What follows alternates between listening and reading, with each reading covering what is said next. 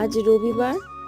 আজ তোমাদের সকাল থেকে ভিডিও দিতে পারিনি, কারণ আমার সেদিন প্রচণ্ড জ্বর ছিল, সেই কারণে আমি আগের ক্লাসগুলো করাতেও পারিনি।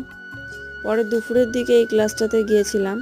ক্লাসটা করিয়ে এসে আমি বাড়ি চলে আসলাম। তারপরে দেখি আমার বোন দোলনা চড়ছে, ওর সঙ্গে আমিও একটু দোলনা চড়ে নিলাম। তারপর দেখো এখন ও আর আমাকে চড়তে দেবে না, এখন ও একা একাই চড়বে। ও তাই একা একা কিছুক্ষণ দোলনা চড়ে নিল। তারপর দোলনা চড়া শেষ করে স্নান খাওয়া দাওয়া করে আমি আবার পরের ড্রয়িং ক্লাসে চলে গেলাম।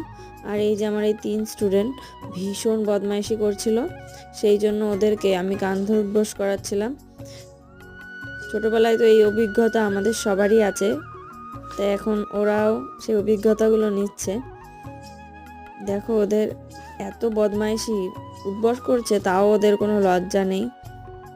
ওদের সব সময় হাসি ঠাট্টা লেগেই রয়েছে।